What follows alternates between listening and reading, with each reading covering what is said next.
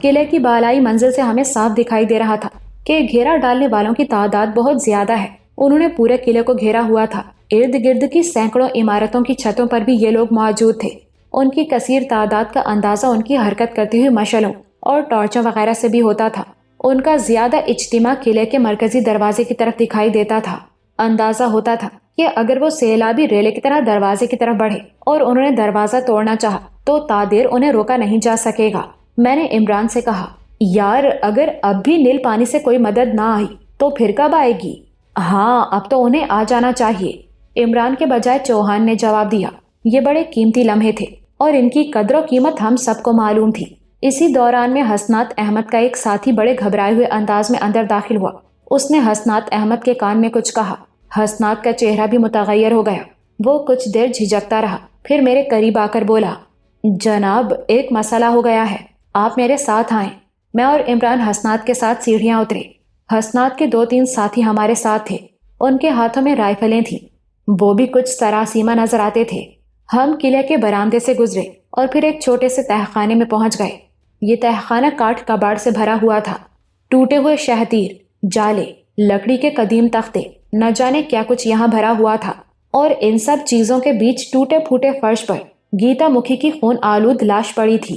اس کے سینے پر بائیں طرف کسی تیز دھار آلے سے وار کیا گیا تھا۔ گیتا مکھی کے مرمری گالوں پر انگلیوں کے گہرے نشانوں سے واضح ہوتا تھا کہ اس کا منہ کافی دیر تک دبا کر رکھا گیا ہے۔ گیتا نیم اوریاں پڑی تھی۔ اس کے جسم پر سگریٹ سے داغنے کے کئی نشان بھی تھے۔ ہم حیرت اور صدمے سے گنگ کھڑے رہ گئے۔ حسنات کے ساتھی نے آگے بڑھ کر ایک گرم چادر گیتا کے خونچکا جسم پر پھیلا دی۔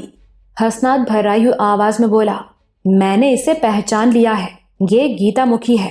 یہ راج بھون کی خاص ملازماؤں میں سے ہے۔ یہ راج بھون میں ناچنے والی لڑکیوں کو ٹریننگ دیوت تھی۔ اس کے سمبند بڑے بڑے لوگن سے تھے۔ اوہ خدایا، یقین نہیں آ رہا کہ یہ یہاں مری پڑی ہے، عمران نے تعصب انگیز انداز میں کہا۔ اس پر دست درازی کی گئی ہے اور مارا پیٹا بھی گیا ہے۔ عمران بغور موقع واردات کو دیکھنے لگا۔ حسنات کے ساتھی نے ایک گیس لیمپ اور پکڑ لیا۔ فرش پر قدموں کے نشان تھے۔ اس کے علاوہ گیتا مکھی کو گھسیٹے جانے اور مارنے پیٹنے کے شواہد بھی ملتے تھے۔ ایک نم کپڑا بھی ملا۔ اندازہ ہوا کہ یہ کپڑا گیتا مکھی کے منہ میں ٹھونسا گیا تھا یا ٹھونسنے کی کوشش کی گئی تھی۔ گیتا کی ایک ہاتھ کی انگلیوں سے خون رس رہا تھا۔ عمران نے غور سے انگلیوں کا معائنہ کیا۔ لاش سب سے پہلے کس نے دیکھی؟ میں نے پوچھا۔ میں نے جناب، حسنات کا ایک ساتھی بولا۔ ہمیں مشعلوں کے لیے لکڑیوں کی ضرورت تھی۔ ہم یہاں آئے تو دروازے کو باہر سے کنڈی چڑھی ہوئی تھی۔ ہم نے دروازہ کھولا تو خون کی لکیر نظر آئی۔ ذرا آگے بڑھے تو یہ لاش تھی۔ تمہیں پتا چل گیا کہ یہ کس کی لاش ہے؟ جی ہاں، دوسرا شخص بولا۔ یہ بڑی مشہور عورت ہیں جی، ہم نے ان کی بہت سی تصویریں بھی دیکھی ہوئی ہیں۔ تم کسی پر شک کر سکتے ہو؟ نہیں جی، ہمیں کچھ اندازہ نہیں۔ ہم تو اس بات پر حیران ہو رہے ہیں کہ یہ لال بھون کے ناچ گھر سے یہاں اس قلعے میں کیسے پہنچی ہیں۔ عمران کا چہرہ تو سب پاٹ تھا، لیکن اس کے اندر کا گہرا دکھ میں نے محسوس کیا۔ یہ جوان سال عورت جس کا نام گیتا مکھی تھا، اپنی تمام تر خامیوں کے باوجود اب تک ہمارے لیے سود مند ہی ثابت ہوئی تھی۔ صرف ایک رات پہلے تک یہ عمران کے ساتھ ایک تنہا کمرے میں موجود تھی اور اپنی معلومات کے عوض اس کے پیار اور قربت کی طالب ہو رہی تھی۔ اب وہ اپنی تمام خواہشات سمیت مٹی کا ڈھیر ہو چکی تھی اور یوں لگتا تھا کہ وہ عمران سے اپنی خفیہ ملاقات کی وجہ سے ہی موت کا شکار ہوئی ہے۔ لاش کے بارے میں حسنات کے آدمیوں کو ضروری ہدایات دینے کے بعد ہم اوپر واپس انور خان کے پاس آ گئے۔ وہ گاؤں تکیے سے ٹیک لگائے بیٹھا تھا۔ اس کے 2 جانثار محافظ اس کی دونوں جانب چوکس کھڑے تھے۔ عمران کے اشارے پر میں نے ان محافظوں کو باہر بھیج دیا۔ اب کمرے میں میرے اور عمران کے سوا اور کوئی نہیں تھا۔ انور خان کو اس سارے معاملے کی خبر تھی جو یہاں ہمارے اور گیتا مکھی کے درمیان ہوا تھا اور جس کے نتیجے میں ہم نے خندق کھدوانے والا نہایت مفید کام کیا تھا۔ گیتا مکھی کے اس بہیمانہ قتل کی اطلاع نے انور خان کو بھی پریشان کر دیا۔ وہ بولا، میرے اندازے کے مطابق یہ کافی پیچیدہ معاملہ ہے برادرز۔ میں نے تمہیں جیل میں بتایا تھا نا کہ جیل پر ہم نے ایک زبردست حملہ کیا تھا۔ اگر وہ حملہ ناکام ہوا تو اس کی وجہ یہی تھی کہ ہمارے اندر سے یہ غداری ہوئی۔ ہمارے شب خون کی اطلاع پہلے سے جیل کے گارڈز کو ہو چکی تھی۔ اب یہاں بھی کوئی ایسی ہی بات لگ رہی ہے۔ ہمارے اندر ہی کوئی ایسا بندہ موجود ہے جو ہمیں نقصان پہنچا رہا ہے۔ اس بندے کو گیتا مکھی اور عمران کی ملاقات کا علم ہوا ہے۔ اور اس کا نتیجہ گیتا مکھی کی موت کی شکل میں نکلا ہے۔ کون ہو سکتا ہے؟ عمران کی کشادہ پیشانی پر سوچ کی لکیریں پھیل گئیں۔ میں بھی یقین سے کچھ نہیں کہہ سکتا، انور خان نے کہا۔ جیل والے واقعے کے بعد مجھے اپنے ایک ساتھی پر شبہ تھا، مگر وہ شبہ درست نہیں نکلا۔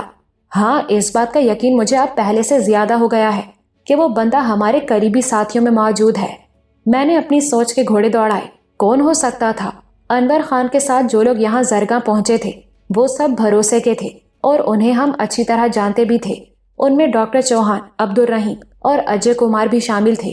اس کے بعد بھرت اور امرناتھ تھے، مالا تھی اور اس کا شوہر ستیش جو اب کافی حد تک بدل چکا تھا، مبارک علی، مخبر، فیروز اور حسنات کے بارے میں بھی کسی طرح کا شبہ رکھنا غلط تھا۔ وہ انور خان کے جانثار تھے اور ان کی اب تک کی کارکردگی سنہرے حروف میں لکھے جانے کے قابل تھی۔ ہم دیر تک اس معاملے پر غور کرتے رہے، کچھ سمجھ میں نہیں آیا۔ انور خان کی چھٹی حص کہہ رہی تھی کہ جس شخص یا اشخاص نے جیل کا شب خون ناکام بنایا تھا وہی اب گیتا مکھی کی دردناک موت کا بھی ذمہ دار ہے یا ذمہ دار ہیں۔ اس کا مطلب ہے کہ ہم سب کو حد سے زیادہ چوکس رہنے کی ضرورت ہے، میں نے کہا۔ عمران اور انور خان نے میری بات کی تائید کی۔ میں نے حسنات اور مبارک علی کو بتایا اور ان دونوں کو اس سلسلے میں ضروری ہدایات دیں۔ انور خان کو بولنے میں کافی دقت ہو رہی تھی، اس لیے زیادہ تر ہدایات میری زبانی ہی جاری ہو رہی تھیں۔ ہم نے اسلحے کے گودام کی سیکیورٹی 3 گنا کر دی، دیگر اہم مقامات پر بھی نفری میں اضافہ کر دیا گیا۔ ڈاکٹر چوہان جی جان سے زخمیوں کی دیکھ بھال میں لگا ہوا تھا، چند اور افراد بھی اس کا ہاتھ بٹا رہے تھے۔ ان میں آن جہانی ڈاکٹر لیوان کا ایک اسسٹنٹ بھی شامل تھا۔ میں چوہان کی حوصلہ افزائی کے لیے شفا خانے کی طرف گیا۔ یہ عارضی شفا خانہ ہنگامی بنیادوں پر قلعے کے شمالی حصے میں قائم کیا گیا تھا۔ یہاں 2-3 جنریٹرز کا اہتمام بھی تھا۔ زخمیوں میں سے زیادہ تر کو گولیوں اور تلواروں کے زخم آئے تھے۔ ہر طرف زخمیوں کی کراہیں اور سسکیاں گونج رہی تھیں۔ ان کو حتی الامکان طبی امداد دی جا رہی تھی۔ ڈاکٹر چوہان ہمیں کہیں نظر نہیں آیا۔ آخر عمران نے اسے شفا خانے کے اسپیشل وارڈ میں دیکھ لیا۔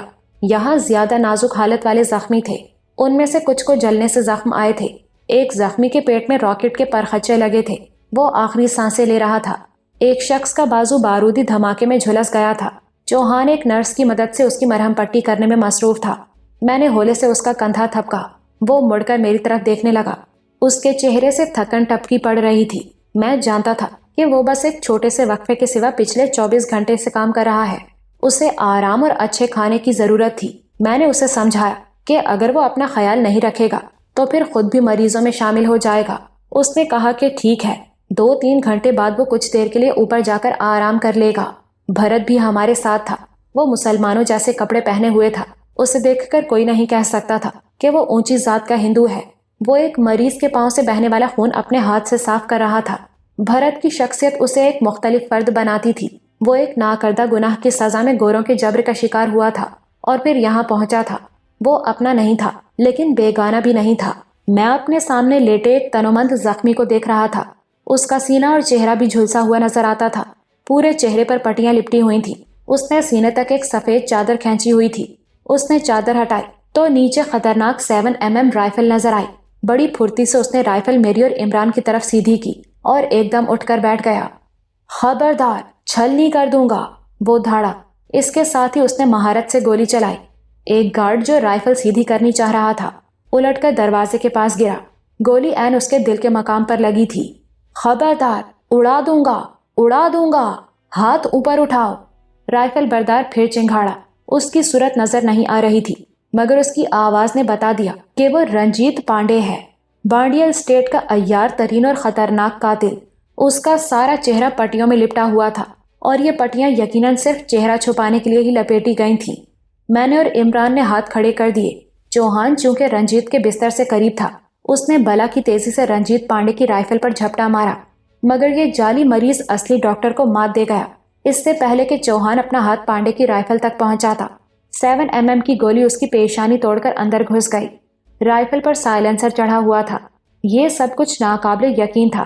اس سے بہت پہلے کہ چوہان کا جسم فرش سے ٹکراتا، پانڈے کی رائفل پھر ہماری طرف سیدھی ہو چکی تھی۔ وہ ذرا سا موقع دینے کے لیے تیار نہیں تھا۔ میری سختہ زدہ نظریں چوہان پر جمی تھیں۔ اس کی پیشانی سے خون کی پہلی بوندیں خارج ہو رہی تھیں۔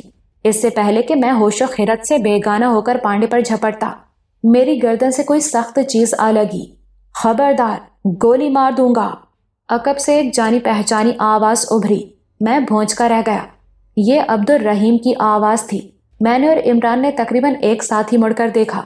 عبدالرحیم ایک بدلا ہوا شخص نظر آتا تھا۔ اس کے چہرے پر اجنبیت اور سفاکی کے سوا اور کچھ نہیں تھا۔ اسی دوران میں ایک اور مریض اچھل کر بستر سے نیچے اتر آیا۔ اس کے ہاتھ میں بھی چھوٹے بیرل کی رائفل نظر آئی۔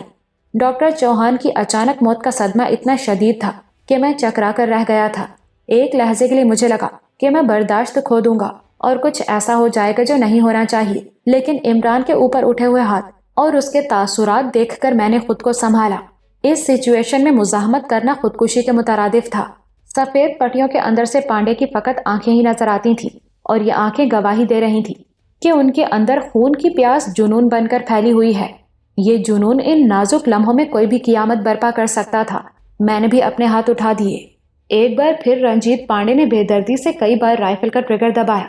سائلنسر لگی رائفل سے 7-8 بار ٹھک ٹھک کی آواز بلند ہوئی۔ اس اسپیشل وارڈ میں موجود 5-6 مریض پلک جھپکتے میں زندگی سے موت کی طرف روانہ ہو گئے۔ پانڈے نے بڑی مہارت سے ان کے سینوں یا سروں میں گولیاں ماری تھیں۔ یہ بربریت کی انتہا تھی۔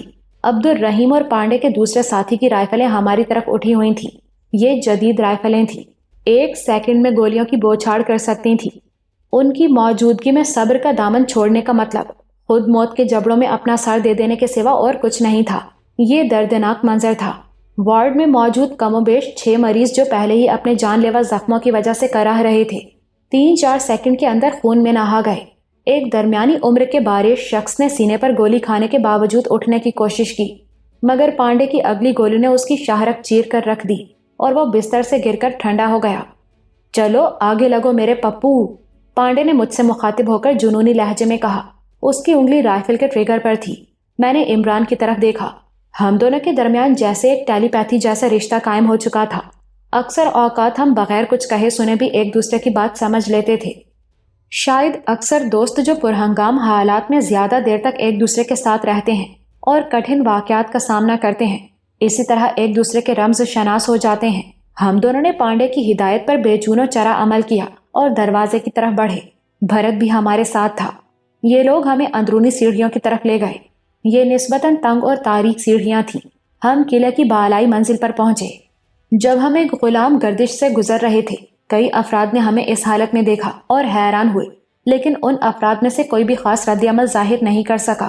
یہ سب لوگ چونکے ضرور، لیکن اس سے پہلے کہ ان کا چونکنا کسی طرح کی کارروائی کا سبب بنتا، ہم اس کمرے میں داخل ہو چکے تھے جہاں انور خان ایک بستر پر نیم دراز تھا۔ مبارک علی بھی اس کے پاس موجود تھا اور اس کے زخمی کندھے کی پٹی بدل رہا تھا۔ اس سچویشن نے ان دونوں کو بھی بری طرح چونکایا۔ اندر داخل ہوتے ہی پانڈے نے کمرے کا دروازہ اندر سے بند کر دیا اور کھڑکیوں کو بھی چٹخنیاں چڑھا دی۔ کمرے میں موجود ایک گارڈ نے جاں بازی کا مظاہرہ کرتے ہوئے اپنے ہولسٹر سے پستول نکالا، مگر اس کے پستول سیدھا کرنے سے پہلے ہی ٹھک کی منحوس آواز بلند ہوئی اور یہ گارڈ ماتھے پر گولی کھا کر ایک میز پر گرا اور اسے چکنا چور کر کے فرش بوس ہو گیا۔ میرا نشانہ چوکتا نہ ہی حرام جادوں، گولی چلا کر اڑتی مکھی کا پر کاٹتا ہوں، پانڈے زہریلے ناک کی طرح پھنکارا۔ لگتا تھا کہ وہ آج سفاکی کی ہر حد سے گزرنے کو تیار ہے۔ اس نے اپنے چہرے کی طویل پٹیاں اتار کر ایک طرف پھینک دی۔ وہ ایک بیگی ٹائپ جیکٹ اور پتلون میں ملبوس تھا۔ اس نے جیکٹ کے اندر سے لوہے کے 2 کڑے نکالے۔ دیکھنے میں یہ کڑے بائی سائیکل کو لگائے جانے والے تالے کی طرح لگتے تھے، مگر اس تالے سے کچھ بڑے تھے۔ اسٹیل کے بنے ہوئے ان کڑوں کی ایک جانب ایک ڈیجیٹل میٹر بھی بنا ہوا تھا اور ہند سے حرکت کر رہے تھے۔ پانڈے نے اپنی قاتل رائفل ہماری طرف سیدھی رکھی اور ایک کڑا اپنے تنومند ساتھی کو تھما دیا۔ اس نے آگے بڑھ کر اسٹیل کا یہ کڑا شدید زخمی انور خان کی گردن میں پہنا دیا۔ کھٹ کی آواز سے کڑا لاک ہوا اور اس پر ایک سرخ بلب جل اٹھا۔ یہ سارا عمل بس 4-5 سیکنڈ کے اندر مکمل ہو گیا۔ دروازے سے باہر ہجوم اکٹھا ہو چکا تھا۔ کچھ لوگ دروازے پر دستک دے رہے تھے۔ پھر حسنات احمد کی پریشان آواز سنائی دی، مبارک دروازہ کھولو، کون ہے اندر؟ جب حسنات نے یہ فکرہ 2-3 بار دہرایا تو پانڈے کرخت آواز میں مجھ سے مخاطب ہو کر بولا، پپو دیکھتا کیا ہے، سسرے کھڑکی کھول اور اس ذلیل سے بول کے ابھی کچھ دیر چھری کے نیچے سانس لے، اندر انور خان کی ماں بہن کے ساتھ ضروری کام ہو رہا ہے۔ میں نے یہ فکرہ بامشکل برداشت کیا اور عمران کی طرف دیکھا۔ عمران نے آنکھوں میں کہا کہ فی الحال پانڈے کی ہدایت پر عمل کرنا ہی مناسب ہے۔ میں نے کھڑکی تھوڑی سی کھولی، باہر حسنات اور مبارک کے مشتعل ساتھیوں کا ہجوم نظر آیا۔ ہر ایک کا چہرہ سوالیہ نشان بنا ہوا تھا۔ خبردار، کوئی فالتو بات کی تو تیرا گندا بھیجا دیوار سے چپکا دوں گا، پانڈے پھنکارا۔ میں نے حسنات سے کہا، پریشانی کی کوئی بات نہیں، ہم کچھ مشورہ کر رہے ہیں، ابھی تھوڑی دیر میں دروازہ کھولتے ہیں، لیکن آپ پر رائفلیں اٹھانے والے یہ لوگن کون ہیں؟ اور ان میں سے ایک تو شاید عبد الرحیم ہے۔ ہاں وہ بھی ہے، لیکن اب معاملہ طے ہو رہا ہے، کچھ دیر میں سب ٹھیک ہو جائے گا۔ میں نے حسنات احمد کو تسلی دی۔ ہمارے پاس زیادہ ٹائم نہیں ہے جی۔ بڑے دروازے کے سامنے اینڈرسن کے لڑاکا دستے جمع ہو رہے ہیں، وہ کسی بھی وقت ہلہ بول سکت ہیں۔ حسنات نے کہا، ٹھیک ہے، ہم زیادہ وقت نہ ہی لگائیں گے، میں نے کہا اور کھڑکی بند کر دی۔ پانڈے آتشی نظروں سے میری طرف دیکھ رہا تھا، اس کے گہرے سانولے چہرے پر جلنے کا کوئی نشان نہیں تھا۔ یہ بات واضح تھی کہ اس نے پسپا ہوتے مسلمان سپاہیوں کے ساتھ قلعے میں گھسنے کے لیے یہ ڈھونگ رچایا تھا۔ اس نے ایک زخمی کی حیثیت سے اپنا منحوس تھوبڑا پٹیوں میں لپیٹ لیا تھا اور یہاں پہنچ گیا تھا۔ اس کی عیاری اور خطرات پسندی کے بارے میں ہم نے بہت کچھ سن رکھا تھا، آج یہ سب کچھ درست ثابت ہوا تھا۔ نیل پانی کے دیوان کی طرح وہ یہاں بھی بے خوف گھس آیا تھا اور اب ایک جنونی قاتل کی حیثیت سے ہمارے سامنے کھڑا تھا۔ اس کے عقب میں دائیں طرف عبد الرحیم کا چہرہ دکھائی دے رہا تھا۔ یہ اسی بدترین شخص کا چہرہ تھا جو ہمیشہ سے مسلمانوں کے اندر رہا ہے اور آستین کے سانپ کا کردار ادا کرتا رہا ہے۔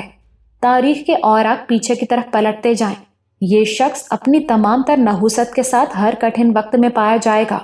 عبداللہ بن ابی سے لے کر میر جعفر اور میر صادق تک، اور پھر وہاں سے لے کر موجودہ دور کے نامی گرامی غداروں تک یہ شخص ہر جگہ کھڑا نظر آتا ہے۔ یہ یہاں بھی انور خان کے قریبی ساتھی عبد الرحیم کی صورت میں موجود تھا۔ اب اس میں شک کی گنجائش نہیں تھی کہ انور خان کا یہی ساتھی تھا جس نے جیل پر کیے جانے والے زوردار حملے کو ناکام بنایا تھا۔ یقیناً اینڈرسن یا مینیارڈ جیسے کسی شاطر گورے نے اسے چمک دکھا کر اپنے جال میں پھنسایا تھا اور بازی پلٹی تھی۔ میں نے عبد الرحیم کی آنکھوں میں دیکھا، وہ بھی پوری ڈھٹائی سے میری طرف دیکھ رہا تھا۔ 2 دن پہلے یہ شخص میرے گلے لگ کر رویا تھا اور سلطانہ کی موت پر آنسو بہائے تھے۔ آج یہ بڑے تمطراق سے مجھ پر رائفل تانے کھڑا تھا۔ اپنے آقاؤں کے ایک اشارے پر یہ میرے جسم میں 1 درجن سوراخ کر سکتا تھا۔ اب یہ بات بھی ثابت تھی کہ گیتا مکھی کی موت کا ذمہ دار بھی یہی عبد الرحیم ہے۔ جب گیتا مکھی عمران سے ملاقات کے لیے کمرے میں داخل ہوئی تھی، یہ کمرے سے باہر پہرے والوں کے ساتھ موجود تھا۔ پانڈے نے سگریٹ سلگایا اور بڑے اطمینان سے بولا، پپو، میرا خیال ہے کام کی بات کر لیویں، ہمارے پاس زیادہ سمے نہیں ہے۔ ویسے بھی تم سب کو بڑے زور کی لگ رہی ہوے گی، جتنی جلدی فارغ ہو جاؤ اتنا ہی اچھا ہے۔ کیا کہنا چاہتے ہو؟ میں نے پوچھا۔ اس نے اپنے ہاتھ میں پکڑا ہوا اسٹیل کا کڑا ہمیں دکھاتے ہوئے کہا، یہ اسٹیل کا کڑا ہے، اور مزے کی بات یہ ہے کہ اسٹیل صاحب کا ہی بنا ہوا ہے۔ مرنے سے پہلے یہ آخری تحفہ وہ تم دونوں کے لیے چھوڑ گئے ہیں۔ مجھے پوری آشا ہے کہ جب یہ تحفہ تم دونوں کی دم میں نمدہ فٹ کرے گا تو اسٹیل صاحب کی آتما کو ضرور شانتی ملے گی۔ جو بکواس کرنی ہے صاف صاف کرو، میں نے اس کی آنکھوں میں دیکھ کر کہا۔ وہ بولا، یہ کڑا عزت مآب جناب خان صاحب کی گردن میں فٹ ہو چکا ہے، اس میں زبردست قسم کا دھماکہ خیز مواد ہے، یہ پھٹے گا تو خان صاحب کے چیتھڑے اڑ جاویں گے، ان کے شریر کے سارے ظاہری اور پوشیدہ ٹکڑے اڑ اڑ کر اس کمرے کی دیواروں سے چپکیں گے۔ یہ دیکھ لو، اس کے اوپر میٹر چل رہا ہے، الٹی گنتی ہو رہی ہے۔ صرف اور صرف 30 منٹ ہیں تم لوگن کے پاس، بلکہ اب 30 بھی کیا، صرف 27 رہ گئے ہیں۔ اب تم دونوں کے ذلیل دماغوں میں ضرور آئے گا کہ اپنے خان صاحب کی جان اس کڑے سے کیوں کر چھڑوائی جائے۔ تم سوچو گے کہ کسی طرح ہمیں ناک آؤٹ کر دو اور پھر یہ کڑا خان صاحب کی گردن شریف سے اتار پھینکو۔ لیکن ایک بات میں تم کو بالکل صاف صاف بتا دیوت ہوں، یہ کڑا کسی بھی طرح خان صاحب کی گردن سے اتارنے کی کوشش کی گئی تو یہ بلاسٹ ہو جاوے گا۔ اس کو کھولنے کا بس ایک ہی طریقہ ہے، بس ایک ہی۔ ہم خاموشی سے اس کی طرف دیکھ رہے تھے۔ وہ اپنی حرکات و سکنات اور اپنے لب و لہجے سے واقعی بے حد خطرناک دکھائی دے رہا تھا۔ اس نے ہمارے چہرے دیکھے، پھر اپنے سوال کا جواب خود ہی دیتے ہوئے بولا، اس کی کوئی چابی بابی نہیں ہے، اس کی چابی اس کا کوڈ ہے، 12 ہندسوں کا کوڈ، اور وہ کوڈ صرف میں جانت ہوں، اور میں بہت بڑا کمینہ ہوں۔ اس نے سینے پر ہاتھ مار کر کہا، اس کی آنکھیں نشے میں سرخ تھیں، اور یہ کمینہ پن میں نے اپنے تک نہ ہی رکھا، آگے بھی چلایا ہے۔ بھگوان کی کرپا سے زرگاں کے آدھے سے زیادہ کمینے بچے میرے ہی چھوڑے ہوئے ہیں۔ اس شہر میں بہت سے غیر قانونی سالے ہیں میرے۔ یہ عزت مآب خان صاحب بھی ان میں سے ایک ہو سکتے ہیں۔ اس کے لہجے میں زہر تھا اور آگ تھی۔ انور خان سے یہ ریمارکس برداشت نہیں ہوئے۔ سخت زخمی ہونے کے باوجود اس نے اپنی جگہ سے اٹھنے کی کوشش کی۔ پانڈے نے بے درے گولی چلائی۔ ٹھک کی آواز کے ساتھ گولی انور خان کی ناک کو چھوتی ہوئی گزر گئی۔ حرام جادے، اگلی گولی سے تیرا ناریل پھوڑ دوں گا۔ انور خان کا چہرہ سرخ انگارا ہو گیا، لیکن یہ بات وہ بھی جانتا تھا کہ ان لمحوں میں دلیری دکھانا ہوش و حواس کے زمرے میں نہیں آئے گا۔ رنجیت پانڈے کا پارا چڑھتا جا رہا تھا۔ وہ زہریلے لہجے میں بولا، اس کڑے کو کھولنے کا کوڈ صرف میں جانت ہوں، اور وہ کہیں لکھا ہوا نہیں ہے، بس یہاں ہے، یہاں میرے کھوپڑے میں۔ اس نے انگلی سے اپنی کنپٹی کو ٹھونکا۔ اگر تمہارے گندے دماغوں میں مجھے مارنے کا کیڑا رینگ رہا ہے تو اس کیڑے کو کچل دو، کیونکہ اگر کسی وجہ سے میں مر گیا تو تمہارے اس خان صاحب کو 2-2.5 ٹکڑوں میں بٹنے سے کوئی نہ ہی بچا سکے گا۔ تم چاہتے کیا ہو؟ میں نے پوچھا۔ وہ بھی بتا دیوت ہوں پپو، پہلے تم دونوں کے کھوپڑوں میں گھسے ہوئے شک کا کچومر تو نکال دوں۔ مجھے پتا ہے تم دونوں بوگیر کتوں جیسے ہو، بڑی دور دور کی بو سونگنے کی کوشش کرت ہو۔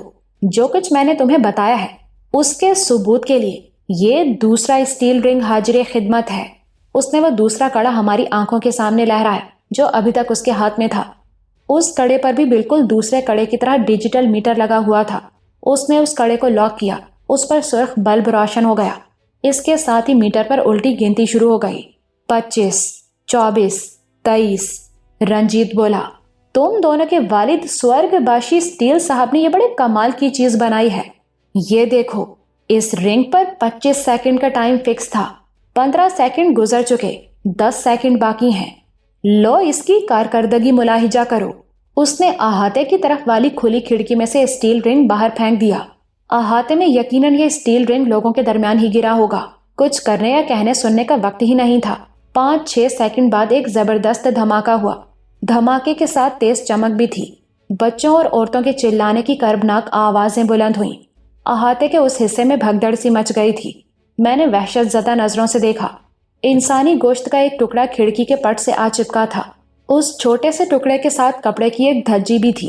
یہ شاید کسی بچی کا پھولدار فراک تھا۔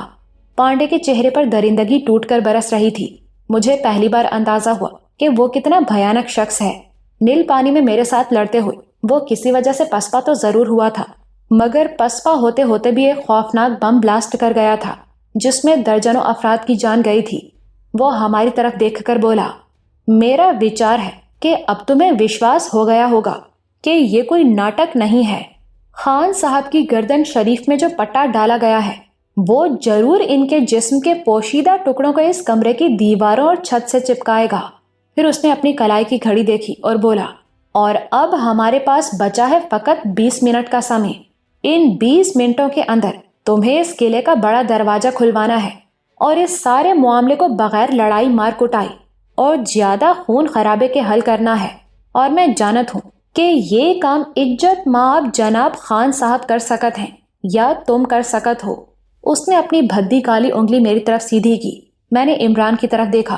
اس کی پیشانی کی رگ ابھری ہوئی تھی، آنکھیں جل رہی تھیں۔ تم چاہتے ہو ہم اپنے ہاتھوں سے اپنا گلا کاٹ لیں؟ عمران نے کہا، یہ گلا کاٹنا نہ ہی ہوئے گا، یہ زندہ رہنے کا اور امن شانتی کا معاہدہ ہوئے گا۔ اینڈرسن صاحب بہادر کی طرف سے یہ وچن ہے کہ دروازہ کھول دیا جاوے تو کسی عورت مرد بچے سے کوئی زیادتی نہ ہی ہوئے گی۔ عام معافی کا اعلان کیا جاوے گا۔ انور خان پھنکارا، حکم جیسے دغاباز اور اینڈرسن جیسے عیار لومڑ کی باتوں پر یقین کرنے والا کوئی دیوانہ ہی ہوگا۔ اینڈرسن اپنی گندی زبان سے پہلے بھی ایسے بہت سے وعدے کرتا رہا ہے اور یہی کام جارج گورا کا ہوا کرتا تھا۔ دیکھو خان صاحب، یہاں لمبا بھاشن نہ ہی چلے گا، سمے کم ہوتا جا رہا ہے اور میں تم کو صاف صاف بتا دیوت ہوں، ہمارے فوجی دستوں نے اندر تو آنا ہی آنا ہے۔ یہ دروازہ کھلے گا نہیں تو پھر ٹوٹ جاوے گا، اور اگر یہ ٹوٹے گا تو پھر بہت برا ہوئے گا۔ یہاں کیچڑ ہو جاوے گا تم لوگن کے خون سے، اور اس کیچڑ پر تمہاری روتی چلاتی عورتوں سے برا بھلا بھی کریں گے ہمارے سینک۔ خود پر اور اپنے بال بچوں پر کرپا فرماؤ، دروازہ کھلوا دو۔ یہ نہیں ہو سکتا، کسی صورت نہیں، انور خان کراہتے ہوئے بولا۔ یہ بم پھٹتا ہے تو پھٹنے دو، مجھے اپنی جان کی پرواہ نہیں، پانڈے مجھ سے مخاطب ہو کر بولا۔ تم کیا کہتے ہو پپو، تمہیں بھی جناب خان صاحب کے جیون کی کوئی پرواہ نہیں؟ یہ محترم خان صاحب ہی ہیں جن کی لعنتی شخصیت کی وجہ سے زرگاں کے یہ مسلح یکجان ہیں، ورنہ یہ گندی نالی کے کیڑے ایک جگہ جمع ہونے کے بجائے زرگاں کی 110 نالیوں میں علیحدہ علیحدہ بہ رہے ہوتے۔ انور خان کی گردن میں اسٹیل رنگ تھا اور اس رنگ کا ڈیجیٹل میٹر بڑی تیزی سے چل رہا تھا۔ یہ وحشتناک صورتحال تھی۔ مجھے لگا کہ میری پیشانی پر پسینہ چمکنے لگا ہے۔ پانڈے نے دونوں راستے ہمارے سامنے کھول کر رکھ دیے تھے۔ ہمیں قلعے کا بڑا دروازہ کھلوانا تھا یا پھر اپنی اور انور خان کی موت کو قبول کرنا تھا۔ ہمارے یعنی میرے، عمران اور بھرت وغیرہ کے لیے تو پھر بھی چانس موجود تھا۔ ہم پانڈے اور اس کے دونوں ساتھیوں پر غلبہ پانے کی کوشش کر سکتے تھے، مگر انور خان کی زندگی تو 100% نشانے پر تھی۔ ہم کسی طرح پانڈے، عبدالرحیم اور تیسرے شخص کو بے بس کر بھی لیتے تو انور خان کا کیا کرتے؟ پانڈے بتا چکا تھا کہ اس بلاسٹ ڈیوائس کی الٹی گنتی کو بس کوڈ لگا کر ہی بند کیا جا سکتا ہے، اور کوڈ بس پانڈے کو معلوم تھا۔ ہم پانڈے کو جان سے مار کر بھی انور خان کو نہیں بچا سکتے تھے۔ اب صرف 15 منٹ باقی ہیں، پانڈے نے سرسراتی آواز میں کہا۔ چابیاں نکالو اور دروازہ کھولو، ورنہ کچھ باقی نہ ہی بچے گا، اور خان صاحب کی موت کی تو پوری گارنٹی ہے۔ عبدالرحیم رائفل تھامے کمرے کے کونے میں بالکل چوکس کھڑا تھا۔ وہ بکا ہوا شخص تھا اور اس کی آنکھوں میں بے غیرتی ناچ رہی تھی۔ وہ ایک عام سا شخص تھا، لیکن اپنے ہم وطنوں سے بے وفائی کا تمغہ سینے پر سجا کر وہ عام نہیں رہا تھا۔ گھر کا بھیدی ہونے کی حیثیت سے وہ انور خان کو اور ہم سب کو ناقابل تلافی نقصان پہنچا چکا تھا۔ کمرے سے باہر لوگوں کا ہجوم بڑھتا جا رہا تھا۔ وہ اندر کی صورتحال جاننے کے لیے بے قرار تھے۔ انہوں نے جان لیا تھا کہ کچھ دیر پہلے کمرے کی کھڑکی سے احاطے میں کوئی مہلک چیز پھینکی گئی ہے، جس سے زبردست بلاسٹ ہوا ہے اور لوگوں کی جانیں گئی ہیں۔ یقیناً ہماری سلامتی کے حوالے سے بھی باہر کے لوگوں کے خدشات بڑھتے جا رہے تھے۔ ہمارے اور پانڈے کے درمیان اعصاب شکن مکالمہ ہوا۔ انور خان کے گلے میں آویزاں اسٹیل رنگ کو ڈی ایکٹیویٹ کرنے کے لیے پانڈے کی بس ایک ہی شرط تھی، قلعے کا دروازہ کھلوا دیا جائے اور اینڈرسن کے دستوں کو پرامن طریقے سے اندر آنے کی اجازت دی جائے۔ یہ شرط ہمارے لیے اور خاص طور سے انور خان کے لیے کسی صورت قابل قبول نہیں تھی۔ وہ ایک حوصلہ مند حریت پسند تھا۔ زرگاہ میں اس کی جدوجہد کی داستان طویل تھی۔ وہ اس سے پہلے بھی درجنوں بار اپنی جان ہتھیلی پر رکھ چکا تھا۔ اس نے آج بھی جان ہتھیلی پر رکھ دی تھی، اور ڈیجیٹل میٹر تیزی سے پیچھے کو جا رہا تھا۔ اب صرف 8 منٹ کا وقت باقی تھا۔ پانڈے پھنکارا، صرف 8 منٹ، اس کے بعد خان صاحب کی رخصتی تو یقینی ہے، پھر تم تینوں کو بھی باری باری جانا پڑے گا۔ لیکن کچھ نہیں، پانڈے نے تیزی سے میری بات کاٹی۔ اب 7.5 منٹ ہیں، اس میں تم بڑی مشکل سے دروازے تک پہنچ سکو گے اور اسے کھلوا سکو گے۔ جو ہی دروازہ کھلے گا میں کوڈ لگا کر گنتی سٹاپ کر دوں گا۔ جلدی کرو، اب اٹھ جاؤ۔ وہ خبیث اپنے موقف سے 1 ملی میٹر پیچھے ہٹنے کو تیار نہیں تھا، اور وقت واقعی نہ ہونے کے برابر رہ گیا تھا۔ میں نے خشک ہونٹوں پر زبان پھیری اور سوالیہ نظروں سے عمران کو دیکھا۔ وہ بھی صورتحال کے بے پناہ دباؤ کو محسوس کر رہا تھا۔ اب یہ بات یقینی ہو چکی تھی کہ اگر ہم دروازہ نہیں کھلوائیں گے تو کم از کم انور خان تو فوری طور پر موت کے منہ میں چلا جائے گا۔ ٹھیک ہے، عمران نے طویل سانس لے کر کہا۔ پانڈے، تم تھوڑی دیر کے لیے اسے سٹاپ کرو تاکہ ہمیں دروازے تک پہنچنے اور اسے کھلوانے کے لیے مناسب وقت مل سکے۔ یہی تو پرابلم ہے پپو کے یار، اس ڈیوائس کو بس ایک ہی دفعہ آن اور ایک ہی دفعہ آف کیا جا سکتا ہے۔ اگر میں نے اسے ایک بار آف کر دیا تو پھر یہ میرے لیے اتنا ہی بیکار ہو جاوے گا جتنا کسی ہجڑے کے لیے منگل سوتر ہوتا ہے۔ میں تم سے پھر کہوت ہوں، اب بھاگو یہاں سے، وقت نہ ہونے کے برابر رہ گیا ہے۔ اوکے اوکے، عمران نے کہا، پھر مجھ سے مخاطب ہو کر بولا، آؤ تابی۔ ہم مڑ کر دروازے کی طرف بڑھے، اور یہی وقت تھا جب میری آنکھوں کے سامنے بجلی سی چمک گئی۔ میری چھٹی حس مجھے پہلے سے خبردار کر رہی تھی کہ عمران کچھ کرنے والا ہے، اور اس نے کر دیا تھا۔ میں نے اس کا وہی خطرناک روپ دیکھا جو دیکھنے والوں کو مبہوت کر دیتا تھا۔ عبدالرحیم کے قریب سے گزرتے ہو اس نے تڑپ کر اس کی رائفل پر ہاتھ ڈالا۔ یہ ایسی برق رفتار حرکت تھی جس کی تیزی کو شاید الفاظ میں بیان نہ کیا جا سکے۔ عمران نے بیرل کو تھاما۔ یہی وقت تھا جب عبدالرحیم کی انگلی بے ساختہ ٹریگر پر دب گئی۔ عمران شاید جانتا تھا کہ یہ ہوگا۔ اس نے بیرل کا رخ اپنی مرضی کے رخ پر رکھنے کی کوشش کی تھی، یہ کوشش کامیاب رہی۔ رائفل سے 6 گولی کا برسٹ چلا اور پانڈے کے لہیم شہیم ساتھی کو چھلنی کر گیا۔ چند گولیاں کھڑکی کے تختوں سے پار ہو گئیں۔ میں پانڈے سے قریب تھا، پوری طاقت اور تیزی سے اس پر جا پڑا۔ اس کی چلائی ہوئی گولی میرے کندھے کے اوپر سے گزری۔ میں نے اسے دوسری بار ٹریگر دبانے کا موقع نہیں دیا۔ پانڈے کی اپنی ہی رائفل کا آہنی بیرل وزنی سائلنسر سمیت اس کے چہرے پر لگا۔ یہ اتنی بھرپور ضرب تھی کہ میں نے پانڈے کی ناک کی ہڈی ٹوٹنے کی آواز سنی۔ وہ پشت کے بل پتھریلی دیوار سے ٹکرایا۔ میرے گھٹنے کی طوفانی ضرب اس کی دونوں ٹانگوں کے درمیان لگی۔ یہ بھی ایک بے مثال ضرب تھی۔ زرگاہ میں انگنت ناجائز بچوں کا مبینہ باپ گھٹنوں کے بل گرا، لیکن اس نے ابھی تک اپنی رائفل نہیں چھوڑی تھی۔ اس نے ایک بار پھر رائفل میری طرف سیدھی کرنے کی کوشش کی، مگر تب تک عمران طوفان کی طرح اس کے سر پر پہنچ چکا تھا۔ اس نے عبد الرحیم سے چھینی ہوئی رائفل کا دستہ گھما کر پانڈے کی کھوپڑی پر مارا۔ وہ اچھل کر اپنے مردہ ساتھی کے پہلو میں گرا۔ اس مرتبہ رائفل اس کے ہاتھ سے چھوٹ گئی تھی، تاہم گرتے ساتھی وہ یوں اٹھا جیسے اس کے پورے جسم میں سپرنگ لگے ہوں۔ وہ بلاخیز رفتار سے عمران کی طرف آیا۔ عمران نے اس پر لاٹھی کی طرح رائفل چلائی، مگر وہ جھک کر بچ گیا۔ اس کے کندھے کی ٹکر عمران کے سینے پر لگی۔ دونوں اوپر تلے فرش پر گرے۔ چند سیکنڈ کے لیے ان دونوں کے درمیان زبردست کشمکش نظر آئی۔ دونوں لڑائی بھیڑائی کے فن میں طاق تھے، مگر پھر عمران کا داؤ چل گیا۔ وہ پلٹ کر پانڈے کو اپنے نیچے لے آیا، اور یہی وقت تھا جب وہ کچھ ہوا جس کی توقع مجھے یا عمران کو نہیں تھی۔ پانڈے نے اپنا ہاتھ لمبا کیا اور اپنے مردہ ساتھی کے ہولسٹر میں سے اچانک پستول کھینچ لیا۔ بس 1 سیکنڈ کی بات تھی۔ وہ گولی عمران کے سر پر ٹھونک سکتا تھا۔ پانڈے کی رائفل اب میرے ہاتھ میں تھی۔ میں جان گیا کہ اگر 1 سیکنڈ کے اندر میں نے یہ رائفل استعمال نہیں کی اور بالکل درست استعمال نہیں کی تو میں عمران کو کھو دوں گا۔ میں نے ٹریگر دبایا۔ سائلنسر لگی رائفل سے ایک بار پھر ٹھک کی ہلاکت خیز آواز بلند ہوئی۔ گولی کھا کر پانڈے کا سر ایک جھٹکے سے پیچھے کو گیا۔ اس کی کنپٹی میں موت کا روشن دان کھل گیا تھا۔ اس کا پستول والا ہاتھ مردہ چھپکلی کی طرح واپس پٹ سے فرش پر گرا۔ اس کی کنپٹی بڑی سرعت سے سرخ ہوتی چلی گئی۔ زرگاہ میں ہمارا خطرناک اور مکار ترین دشمن موت کے گھاٹ اتر چکا تھا، اور یہ سب کچھ حیران کن سرعت سے ہوا تھا۔ اور یہی وقت تھا جب مجھے اور عمران کو ایک ساتھ صورتحال کی بدترین سنگینی کا احساس ہوا۔ انور خان کی زندگی خطرے میں تھی۔ انور خان کے گلے میں مکفل ہو جانے والے اسٹیل رنگ کا میٹر چل رہا تھا اور سرخ بلب روشن تھا۔ اب صرف 6 منٹ باقی تھے۔ پانڈے نے کہا تھا کہ اس میٹر کی الٹی گنتی کو روکنے کا کوڈ صرف وہ جانتا ہے، اور اگر اس اسٹیل رنگ کو کسی طرح انور خان کی گردن سے نکالنے کی کوشش کی گئی تو یہ بلاسٹ ہو جائے گا۔ اور کرائن سے لگتا تھا کہ پانڈے کی دونوں باتیں درست تھیں۔ عمران نے کمرے کا دروازہ کھول دیا۔ حسنات اور مبارک علی سمیت کئی افراد اندر آ گئے۔ اندر پڑی ہوئی خونچکا لاشوں نے ان سب کو ششدر کر دیا۔ ان میں سے صرف عبد الرحیم کے جسم میں زندگی کی کچھ رمق باقی تھی۔ باقی پانڈے سمیت دائیں اجل کو لبیک کہہ چکے تھے۔ عبد الرحیم کا سر بھی عمران کی ایک سخت ضرب کی وجہ سے پھٹ چکا تھا۔ عمران نے تیزی سے پانڈے کے لباس کی تلاشی لی۔ شاید اس کا خیال تھا کہ پانڈے نے 12 ہندسوں والے جس کوڈ کی بات کی تھی وہ کسی کاغذ پر لکھا ہو اور پانڈے کی جیبوں میں موجود ہو، لیکن یہ توقع پوری نہیں ہوئی۔ ہم کوئی ایسا نمبر نہیں ڈھونڈ سکے۔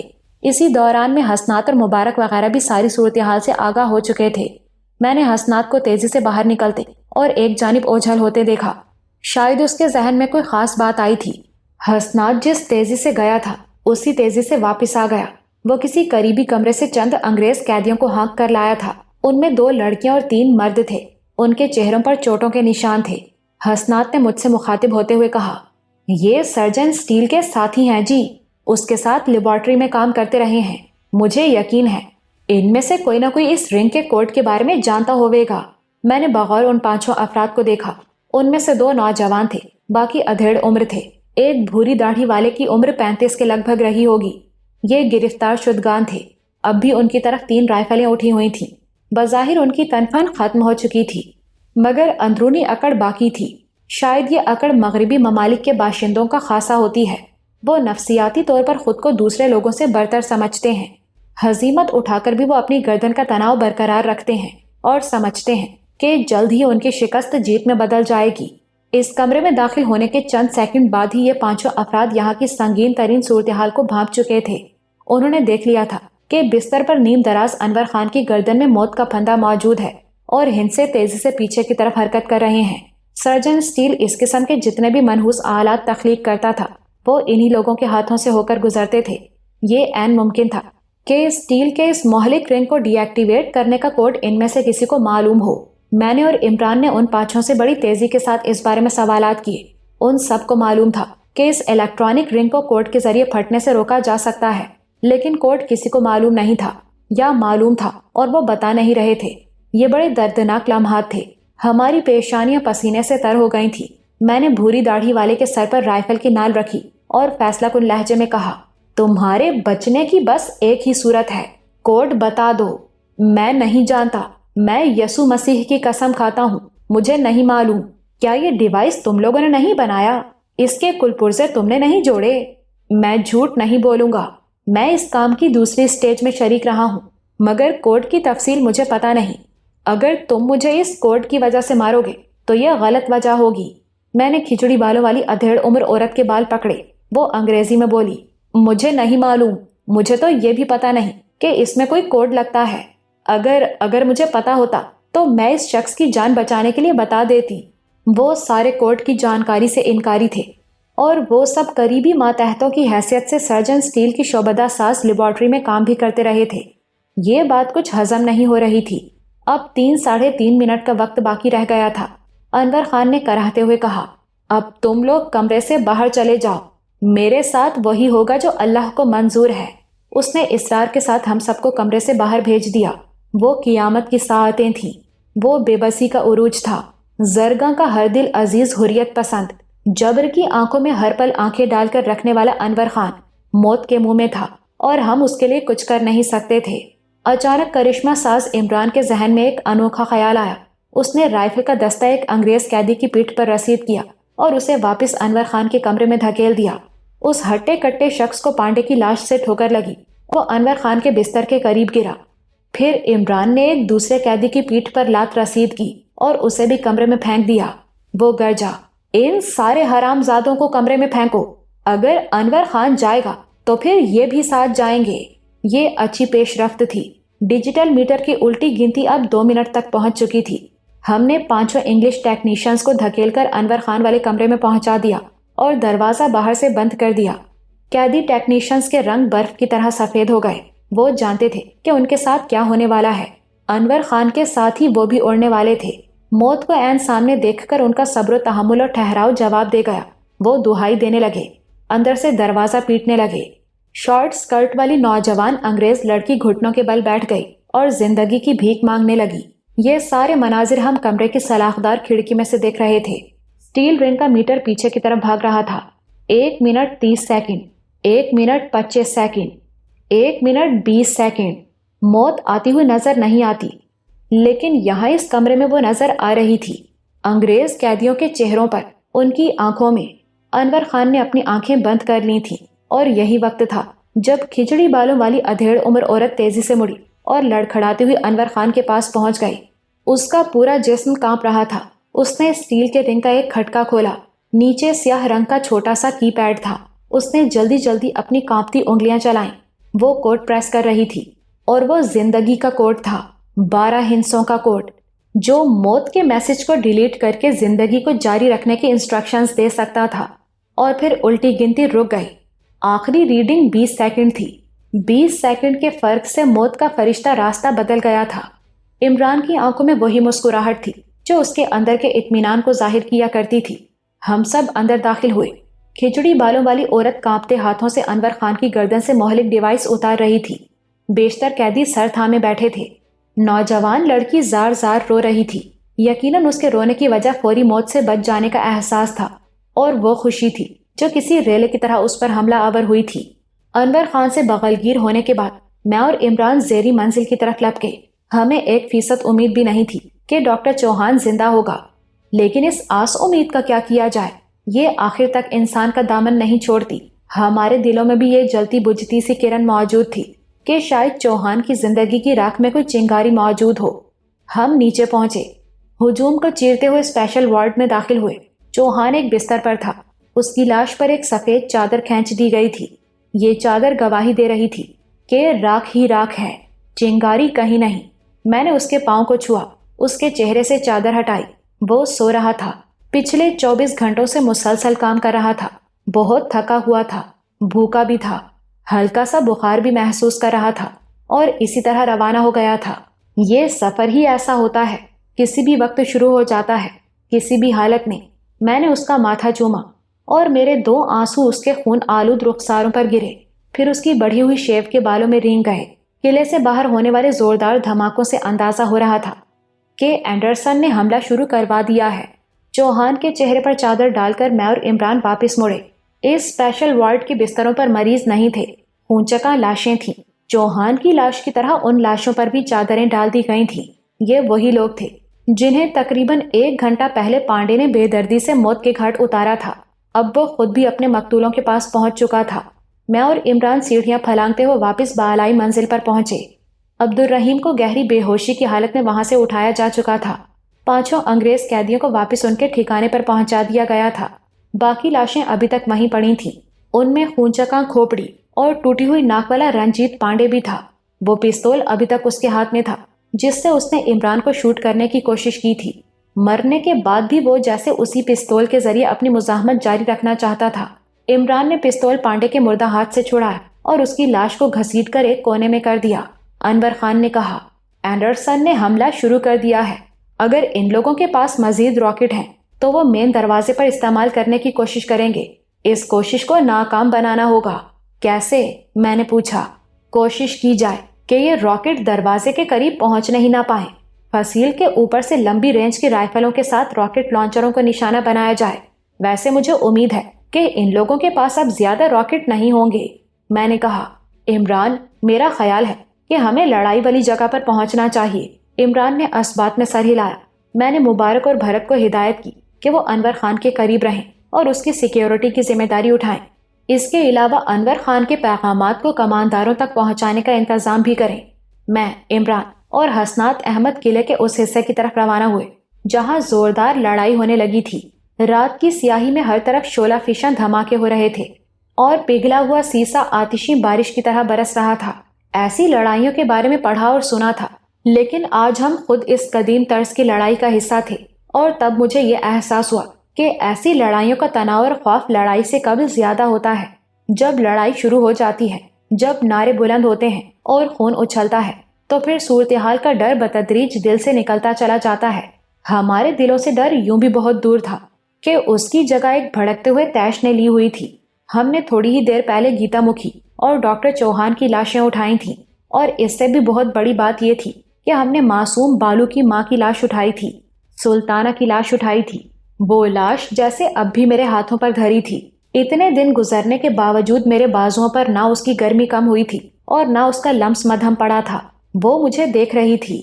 مجھے بھولنا نہیں، میں چاندنی راتوں کی ٹھنڈک میں آپ سے ملوں گی، اور صبح دم چلنے والی ہواؤں میں۔ اور میری آنکھیں جلنے لگیں، اعصاب تن گئے، جسم میں پاؤں کے ناخنوں سے لے کر سر کے بالوں تک ایک آگ سی پھیل گئی۔ جلد ہی ہم موقع پر پہنچ گئے۔ یہ قلعے کی فصیل کا وہ حصہ تھا جو مین دروازے کے عین اوپر تھا۔ قریباً 12 فٹ چوڑی اس فصیل پر حسنات اور اس کے قریبی ساتھیوں نے زبردست مورچہ بندی کر رکھی تھی۔ وہ فصیل کے رخنوں میں سے نیچے اینڈرسن کے گورے اور مقامی فوجیوں پر زبردست فائرنگ کر رہے تھے۔ گاہے بگاہے دستی بم بھی نیچے پھینکے جا رہے تھے۔ اس کے علاوہ پیٹرول اور ڈیزل بم تھے۔ مٹی کے ہنڈولوں اور شیشے کی بوتلوں میں تیل بھر کر اور ان میں آگ کی بتی رکھ کر نیچے پھینکا جاتا تھا اور آگ بھڑک اٹھتی تھی۔ کچھ بڑے سائز کی 3G ٹائپ گنز بھی یہاں موجود تھیں۔ ان کے عقب میں زرگاں کے ماہر نشانے باز بیٹھے تھے اور ان کے چلائے ہوئے برسٹ حملہ آور فوجیوں کے لیے زبردست مشکلات پیدا کر رہے تھے۔ میں نے یہاں عورتوں اور نوعمر لڑکوں کو بھی دیکھا۔ وہ لڑنے والے سپاہیوں کی اعانت کر رہے تھے، ایمیونیشن کی نقل و حرکت میں مصروف تھے، رائفلوں میگزینز میں گولیاں بھر رہے تھے، زخمیوں کی دیکھ بھال کر رہے تھے۔ حسنات کے مشورے سے عمران اور میں نے بھی ایک جگہ پوزیشن سنبھال لی۔ حملہ آوروں کا اجتماع بہت بڑا تھا۔ وہ قلعے کے چاروں طرف چیونٹیوں کی طرح موجود تھے۔ وہ اپنے راکٹ لانچرز کو بار بار قلعے کے دروازے کے سامنے لانے کی کوشش کر رہے تھے، اور فصیل پر سے ہونے والی زوردار فائرنگ انہیں اس عمل سے روک رہی تھی۔ اس لڑائی میں جانی نقصان بھی ہو رہا تھا، اور زیادہ نقصان حملہ آوروں کا ہی تھا۔ قلعے کے دروازے سے قریباً 100 قدم کے فاصلے پر مجھے کئی لاشیں نظر آئیں۔ شعلوں کی سرخ روشنی میں یہ خون آلود لاشیں سنسنی خیز منظر پیش کر رہی تھیں۔ بارود کا زہریلا دھواں، شعلے، دھماکے اور للکارے، ایک داستانی سا منظر تھا۔ दरवाजे के ऐन सामने से करीबन 100-150 कदम की दूरी पर एक गाड़ी नमूदार हुई। ये बख्तरबंद टाइप गाड़ी थी। अंदाजा हुआ कि इस गाड़ी के पीछे एक ट्रैक्टर ट्रॉली बांधी गई है और उस ट्रॉली पर 2-3 रॉकेट लॉन्चर रखकर दरवाजे की तरफ लाए जा रहे हैं ताकि मुनासिब फासले और जाविये से दरवाजे को निशाना बनाया जा सके। एक बार फिर फसील पर मौजूद निशानेबाजों ने जबरदस्त निशाने लगाए और गाड़ी के टायर बर्स्ट कर दिए। तब यकायक गाड़ी में आग भड़क उठी। ट्रॉली और रॉकेट्स को बचाने के लिए गोरे सिपाहियों ने ट्रॉली को फुर्ती से जलती हुई गाड़ी से अलहदा किया और पीछे ले गए। इस कोशिश में कई अफराद को गोलियां लगी और उनमें से 3-4 मैदान में ही खेत रहे। मगर इस नाकाम कोशिश के फौरन ही बाद एक और गाड़ी हरकत करती नजर आने लगी। इमरान ने कहा, ये लोग हौसले में तो कम हो सकते हैं लेकिन तादाद में बहुत ज्यादा हैं और बाकायदा तरबियत याफ्ता भी हैं। मुझे लगता है कि हम ज्यादा देर इस दरवाजे को बचा नहीं सकेंगे। इमरान का फिक्रा खत्म हुआ ही था कि रॉकेट का एक बर्स्ट हमारे बिल्कुल करीब फसील के पत्थरों से टकराया। बहुत सी धूल और संगरेजे हमारे इर्द गिर्द बिखर गए। हमला आवरों की तरफ से फायरिंग की शिद्दत बतदरीज बढ़ती जा रही थी। वो हर तरह के छोटे बड़े हथियारों से फायर कर रहे थे। हसनात अहमद हमसे कुछ फासले पर सिपाहियों को जरूरी हिदायत दे रहा था। थोड़ी देर बाद मैंने देखा कि वो दौड़ता हुआ हमारी तरफ आ रहा है। उसके हाथ में राइफल थी। वो झुककर दौड़ रहा था। मुबादा कोई आवारा गोली उसके मिजाज न पूछ जाए। उसके अकब में एक और सिपाही भी था। वो वर्दी में था। ये वो मुसलमान सिपाही थे जो हुक्म की फौज में शामिल थे मगर बगावत होने के बाद मुजाहमतकारों के साथ मिल गए थे। ऐसे कमोबेश 500 सिपाही इस वक्त किले के अंदर मौजूद थे और हुक्म के खिलाफ लड़ाई में हिस्सा ले रहे थे। हसनात ने आकर मुझे बताया, जनाब, अंग्रेजों की तरफ से एक एलची आया है, आपसे बात करना चाहत है, अगर इजाजत हो तो उसे लाया जाए। मैंने इमरान की तरफ देखकर उसके तासुरात से उसका इंदिया लिया और हसनात अहमद से कहा कि उसे लाया जाए। 2 मिनट बाद एक अंग्रेज की सूरत नजर आई। वो लड़ाई के लिबास में था लेकिन फिल वक्त गैर मुसल्लह नजर आ रहा था। उस लंबे तड़ंगे अंग्रेज के साथ एक दरमियाने कद का इंडियन भी था। ये भी फौजी लिबास में था। हसनात अहमद और उसके 2 साथी भी हमराह थे। ये सब अफराद गोलियों की जद से बचने के लिए झुककर चल रहे थे। हम दोनों एलचियों समेत एक महफूज बुर्जी में आकर खड़े हो गए। अंग्रेज और इंडियन फौजी ने मुझे बाकायदा सल्यूट किया। अंग्रेज फौजी का ओहदा कैप्टन का जबकि इंडियन का सेकंड लेफ्टिनेंट का था। अंग्रेज कैप्टन ने इंग्लिश में कहा, मेरा ख्याल है जनाब कि मैं इस वक्त किले के कमांडर से बात करने का शर्फ हासिल कर रहा हूँ। कमांडर अनवर खान है। मैं उसकी जगह ड्यूटी देने की कोशिश कर रहा हूँ।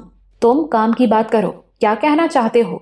वो बोला, आपकी अंग्रेजी बहुत अच्छी है, आपसे मिलकर खुशी हुई।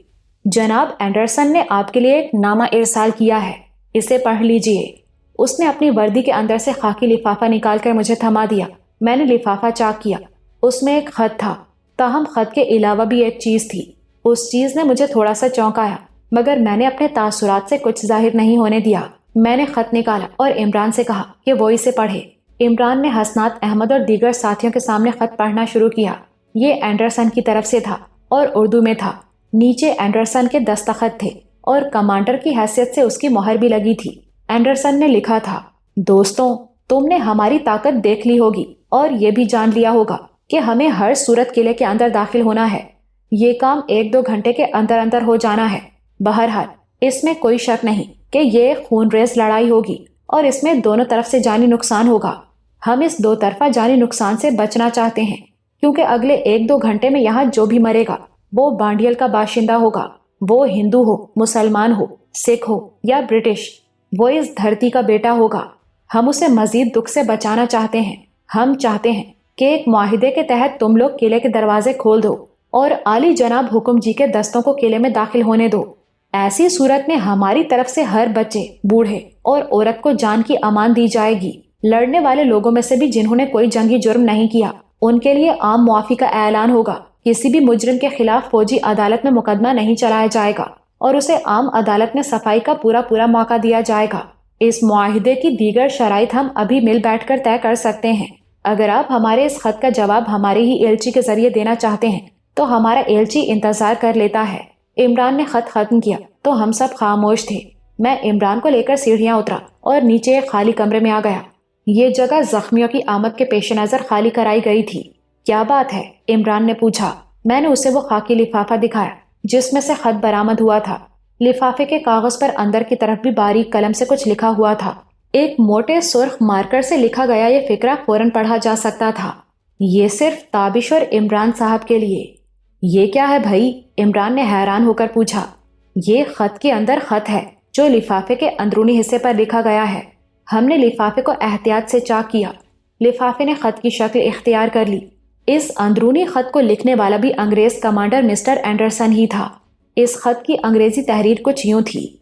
हो सकता है कि तुम दोनों के इर्द गिर्द कुछ ऐसे लोग मौजूद हों जिनके सामने मुझे पूरी बात नहीं लिखनी चाहिए, इसलिए इस दूसरे खत का सहारा ले रहा हूँ। हमारे दरमियान पहले भी दोस्ती का रिश्ता रहा है। ये दोस्ती यकीनन हम सब के लिए फायदेमंद साबित होती, मगर एक अचानक हादसे की वजह से ये सिलसिला आगे ना बढ़ सका। हमें मोहतरमा मारिया से और तुम्हें सुल्ताना बीबी से हाथ धोना पड़े। बहरहाल अब हमें माजी को भूलकर आगे देखना चाहिए। मैं समझता हूँ कि तुम दोनों कासमिया के अहम कमांडरों को अपना हम ख्याल बनाने और किले के दरवाजे खोलकर खून खराबे को रोकने में अहम किरदार अदा कर सकते हो, और तुम दोनों को ये किरदार अदा करना भी चाहिए। मैं कर्नल एंडरसन, आली जनाब मोहतरम विश्वनाथ हुकुम जी की तरफ से तुम दोनों को तहफ़्फ़ुज़ की जमानत देता हूँ और ये वादा करता हूँ कि अगर तुम अपना किरदार अदा करो तो तुम्हारे इस अमल की कद्र तुम्हारी तवक्को से बढ़कर की जाएगी। तुम बांडियल स्टेट में रहना चाहो या बांडियल स्टेट से जाना चाहो, दोनों सूरतों में तुम्हें सहूलत दी जाएगी। हमारी कोशिश होगी कि हमारे दोस्त ताहयात हमारी दोस्ती पर नाज कर सकें। जवाब का मुंतजिर, खैर अंदेश एंडरसन। खत पढ़ने के बाद इमरान ने दांत पीसे। सन ऑफ ए बिच। मैंने गहरी सांस लेकर लिफाफा तह किया और अंदरूनी जेब में रख लिया। इमरान का चेहरा सुर्ख हो गया। मैं उसकी अंदरूनी कैफियत समझ रहा था। खुद मेरे अंदर भी नफरत की नई लहर उभर आई थी। इमरान फनकारा, ये सफेद कुत्ता हमें बिकाऊ माल समझता है। ढके छुपे लफ्जों में इसने हमें बेगैरती के बाजार में हवस के सिक्कों के एवज बिकने की पेशकश की है, और मेरा ख्याल है कि ये आज की बात नहीं, हमेशा से ऐसा होता आया है। इन सफेद बंदरों ने हमारे खिते पर 200 साल हुकूमत की है तो इसी मक्कारी के जोर पर की है। इन्होंने हमें तकसीम किया है, हमारे अंदर से गद्दार ढूंढे हैं और फिर हमारे सीने पर चढ़कर बैठ गए हैं। मैंने कहा, सच कहते हैं, तारीख अपने आप को दोहराती है। आज इसके जरिए तारीख ने अपने आप को दोहराया है। मेरे ख्याल में तो ये खत म्यूजियम में रखे जाने के काबिल है। इस सफेद बंदर ने हमारे सामने हड्डी फेंकने की जो नाकाम कोशिश की है, इसका मतलब समझ रहे हो ना तुम? तुम्हें सहूलत दी जाएगी, यानी अगर हम स्टेट में रहना चाहें तो हमें हिज हाइनेस की तरफ से कोई जागीर शागीर अता फरमाई जाएगी, और अगर हम अपने मुल्क वापस जाना चाहें तो शायद हमें जरो जवाहिर में तोलकर सब कुछ हमारे हवाले फरमा दिया जाए। लानत, 1,01,101 दफा लानत। उसने खस्ता दीवार पर थूका। तुम्हारे ख्याल में इस तारीखी खत का जवाब क्या होना चाहिए? मैंने इमरान से पूछा। चलो मैं ही बता देता हूँ, बल्कि लिख देता हूँ, मैंने कहा, और इमरान की जेब में से कलम निकाल लिया। बाहर जंगी नारों की गूंज थी, धमाकों का शोर था और गोलियों की तड़तड़ाहट। शायद ये 1857 की ही एक झलक थी। अंग्रेजों और सिखों की फौजें दिल्ली के लाल किले को घेरे हुए थीं। एक आखिरी जर्ब लगाने के लिए सफ़ें बांध रही थीं और हथियार तोल रही थीं। मैंने तहशुदा खत जेब से निकाला, उसे खोला और उसकी पुश्त पर लिख दिया, तुम पर लानत। ये 19वीं नहीं 21वीं सदी है। इस दफा नहीं एंडरसन, इस दफा नहीं। ये फिक्रा लिखने में मुझे इतना मजा आया जो शायद हजारहा अल्फाज पर मुश्तमिल एक जखीम किताब लिखने में भी ना आता। मैं सरतपा एक अजीब से इत्मीनान और वलवले से भर गया।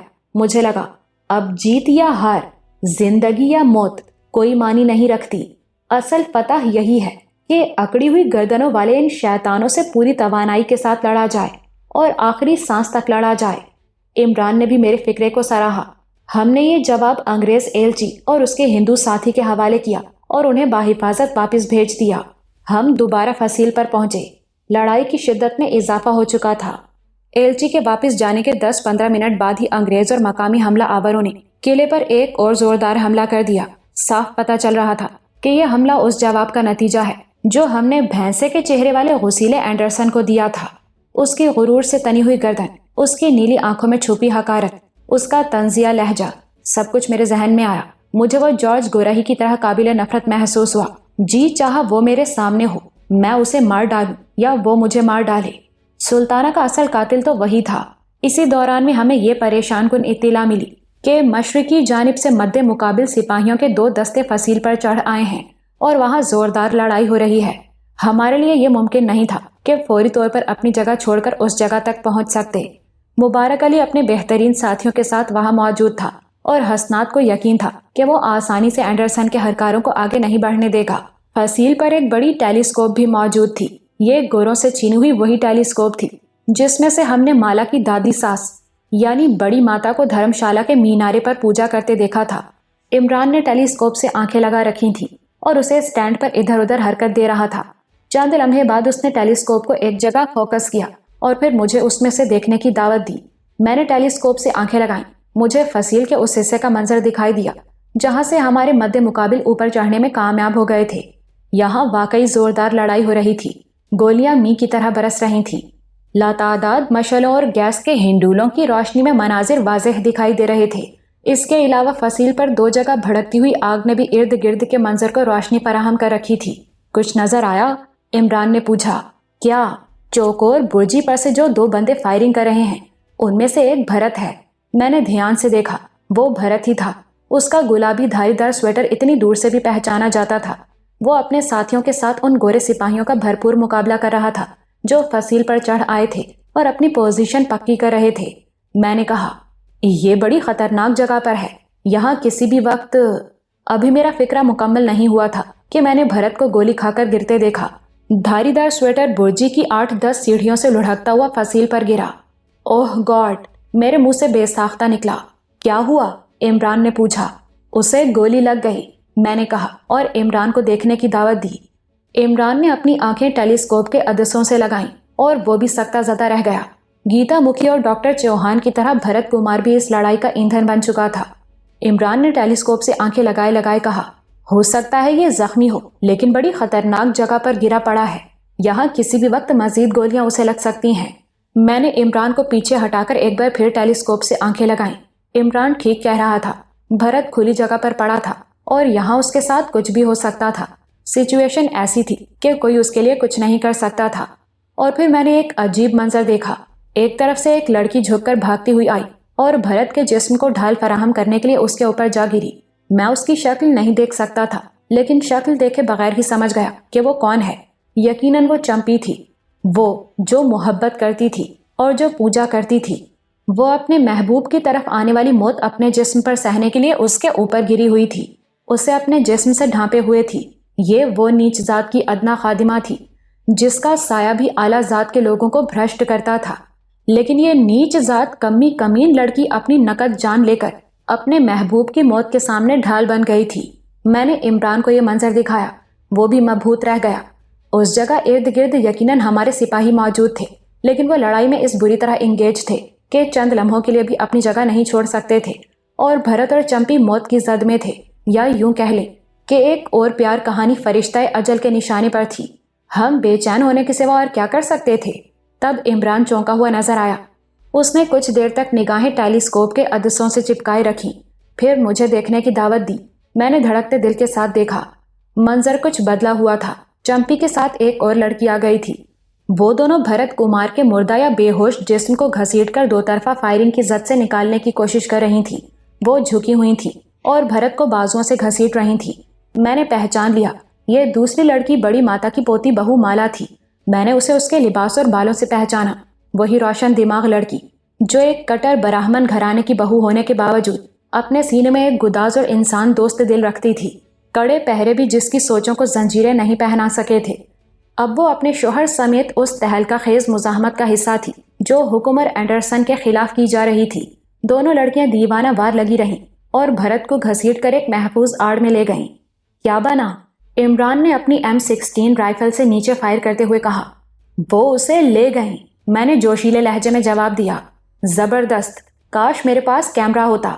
एक गोली इमरान के सर के ऐन ऊपर से सीटी बजाती गुजर गई और उसका फिक्रा अधूरा रह गया। हमें कुछ और नीचे झुकना पड़ा।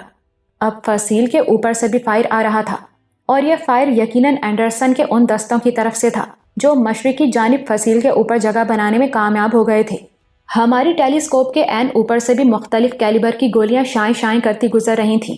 मौत सामने थी और उसकी हकीकत और दहशत अपनी अहमियत खोती जा रही थी। मैंने दूरबीनी जायजा जारी रखा। بھرت کا جسم خطرناک رینج سے ہٹایا جا چکا تھا۔ وہاں بارش کی طرح گولیاں برس رہی تھیں۔ اینڈرسن کے باوردی سپاہی اب کچھ اور آگے آ گئے تھے۔ ایک جگہ فصیل پر ان کی تعداد میں اضافہ ہوتا جا رہا تھا۔ دفتن میں نے دفاع کرنے والوں کی مزاحمت میں شدت محسوس کی۔ میں نے ایک بار پھر نوعمر طلال کو دیکھا۔ وہ اسی لباس میں تھا جس میں ہم نے 2 روز پہلے اسے پھانسی گھاٹ پر دیکھا تھا، جب بھرت اور انور خان سمیت کم و بیش 15 افراد کو دردناک طریقے سے سولی چڑھایا جانے والا تھا۔ طلال اور اس کے نڈر دوست عقابوں کی طرح حکم کے سپاہیوں پر جھپٹے تھے اور ان کی اس خون ریز جھپٹ نے ہزاروں کے مردہ ہجوم کو زندہ کر دیا تھا۔ سلطانہ کا یہ چہیتا راجپوت بھانجا آج پھر اسی دلیری اور ولولے کے ساتھ نمودار ہوا تھا۔ اس کے دائیں بائیں یقیناً اس کی برادری کے جانثار ساتھی تھے۔ ان کی رائفلوں پر سنگینیں چڑھی ہوئی تھیں۔ میں صرف دیکھ سکتا تھا، مجھے سنائی کچھ نہیں دے رہا تھا۔ وہ لوگ اپنی جگہ سے نکلے اور نعرے بلند کرتے ہوئے مخالف پوزیشنوں کی طرف دوڑے۔ گھمسان کی لڑائی میں یہ بڑا جارحانہ انداز سمجھا جاتا ہے۔ عسکری زبان میں اسے چارج کرنا کہتے ہیں۔ اس میں حملہ آوروں کی کیجوالٹیز تو ہوتی ہیں، لیکن دشمن پر دھاک بیٹھ جاتی ہے۔ یہاں بھی حملہ آوروں کو گولیاں لگیں اور وہ گرے بھی، مگر وہ آنن فانن گوروں اور ان کے ساتھیوں کی پوزیشنوں تک پہنچنے میں کامیاب ہو گئے۔ یہاں دست بدست لڑائی شروع ہوئی۔ دستی بموں کے دھماکوں سے ہر طرف دھواں پھیل گیا۔ میری نظر کا راستہ مسدود ہو گیا۔ میں نے کہا، عمران، وہاں بہت سخت جھڑپ ہو رہی ہے، ہمیں وہاں مدد پہنچانی چاہیے۔